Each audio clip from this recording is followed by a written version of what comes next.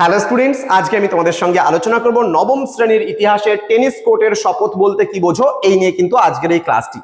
তো যারা নবম শ্রেণীতে বিভিন্ন স্কুলগুলোতে পড়াশোনা করছে তারা অবশ্যই আমাদের চ্যানেলটিকে সাবস্ক্রাইব করে পাশে থাকা বেল আইকন অল প্রেস করে দেবে, যাতে নেক্সট টাইম থেকে কোনো ভিডিও আপলোড করলে তার নোটিফিকেশনটা তুমি সবার আগে পেতে পারো। এছাড়া অনলাইনে যদি আমাদের কাছে তোমরা কোর্সটা নিতে চাও বা পারচেস করতে চাও, তাহলে পড়তে চাও আমাদের কাছে, তাহলে সরাসরি যোগাযোগ করবে আমাদের অফিসিয়াল নাম্বার 7076398606 নম্বরে অথবা 6295916282 নম্বরে তোমরা চাইলে সরাসরি আমাদের সঙ্গে যোগাযোগ করতে পারো। আমাদের টোটাল কোর্স ফি কত রয়েছে? আমাদের টোটাল কোর্স ফি রয়েছে পার সাবজেক্টের জন্য মাত্র 199 রুপিস, পুরো বছরের কিন্তু কোর্স ফি। তো দেরি না করে আজই যোগাযোগ করো আমাদের সঙ্গে এবং যুক্ত হয়ে যাও আমাদের অনলাইন ক্লাসে। চলো শুরু করবো আজকের ক্লাসটা। প্রশ্নমান 4-এর জন্য তোমাদের ভীষণ গুরুত্বপূর্ণ, যারা নবম শ্রেণীতে পড়ছো, টেনিস কোর্টের শপথ কি রয়েছে 4 নম্বরের জন্য দেখে নেব আজকের এই ক্লাসটি। দেখো কি হয়েছিল, 1789 খ্রিস্টাব্দের 20 জুন ফ্রান্সের জাতীয় সভার প্রতিনিধিরা, জাতীয় সভা বলতে স্টেটস জেনারেলের যে অধিবেশন ছিল, সেই অধিবেশনের যারা প্রতিনিধিরা ছিল তারা টেনিস কোর্টের মাঠে কিন্তু সমবেত হয়েছিল, মানে একসাথে মিলিত হয়েছিল। মিলিত হয়ে তারা শপথ গ্রহণ করেছিল মাথা পিছু ভোট দানের জন্য। যে মাথা পিছু ভোট দানের জন্য, যে আগে দেখো যখন আমরা ফরাসি বিপ্লবের কারণ দেখেছিলাম তখন কি সম্প্রদায় পিছু ভোট দানের অধিকার ছিল, অর্থাৎ প্রথম সম্প্রদায় একটা ভোট দিতে পারবে, দ্বিতীয় সম্প্রদায়ের প্রতিনিধিরা একটা ভোট দিতে পারবে এবং তৃতীয় সম্প্রদায়ের যারা প্রতিনিধি রয়েছে তারাও কিন্তু একটাই ভোট দিতে পারবে। অর্থাৎ 3টা সম্প্রদায়ের 3টে ভোট দানের প্রথা কিন্তু চালু ছিল। কিন্তু এই তৃতীয় সম্প্রদায়ের প্রতিনিধিরা পার্শ্ববর্তী যে জাতীয় সভার, এখানে আমরা দেখলাম জাতীয় সভার যে পার্শ্ববর্তী যে টেনিস কোর্টের মাঠ ছিল সেখানে কিন্তু তারা সম্মিলিতভাবে মিলিত হয়ে তারা কি করেছিল, শপথ গ্রহণ করেছিল যে যতক্ষণ পর্যন্ত এই মাথা পিছু ভোটদানের অধিকার মেনে নেওয়া হবে না ততক্ষণ পর্যন্ত এই জাতীয় সভায় কিন্তু তালা ঝুলবে। তাহলে এই যে মানুষজন যে শপথ গ্রহণ করেছিল টেনিস কোর্টের মাঠে, সেটাকে বলা হয়েছে টেনিস কোর্টের শপথ নামে পরিচিত। এটি ছিল ফরাসি বিপ্লবের সূচনা পর্বে অন্যতম গুরুত্বপূর্ণ কিন্তু একটি ঘটনা। ঠিক আছে, এবার আমরা ডিটেলস একটু জেনে নেই। কি বলেছে দেখো, জাতীয় সভা আহ্বান করা হয়েছিল। কি বলেছে, চরম আর্থিক সংকটের সম্মুখীন হয়ে ফরাসি সম্রাট ষোড়শ লুই কিন্তু সুদীর্ঘ 174 বছর পরে, ঠিক আছে 174 বছর পর কিন্তু 1789 খ্রিস্টাব্দের 5ই মে কিন্তু জাতীয় সভা আহ্বান করেছিল। ঠিক আছে, জাতীয় সভার একটা অধিবেশন কিন্তু ডেকেছিল।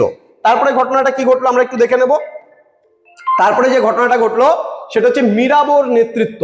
দেখবো অধিবেশন চলাকালে তৃতীয় শ্রেণীর প্রতিনিধিরা মিরাবোর নেতৃত্বে কিন্তু কক্ষ পিছু ভোটের পরিবর্তে মাথা পিছু ভোটের দাবি কিন্তু করেছিল।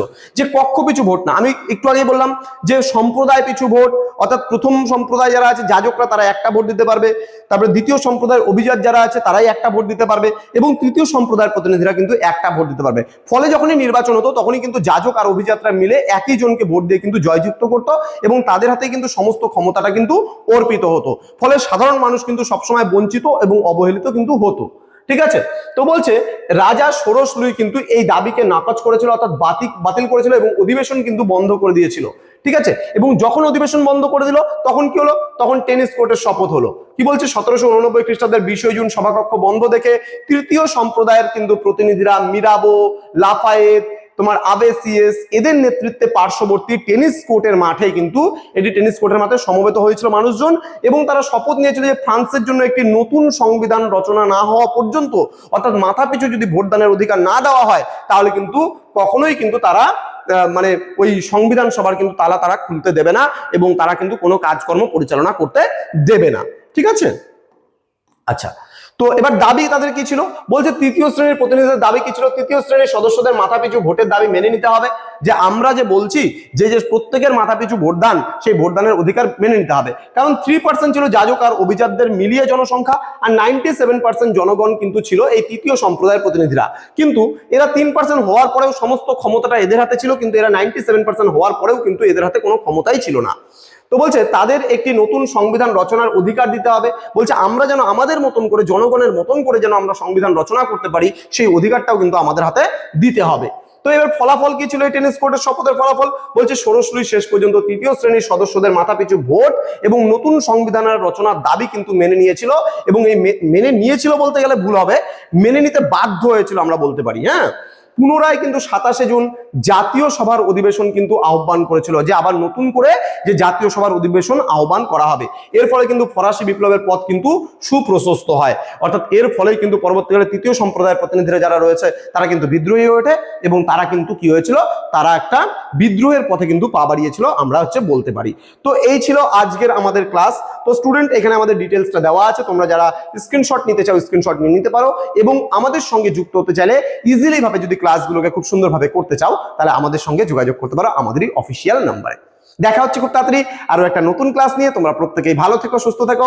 Thank you so much, thanks for watching after all, thank you.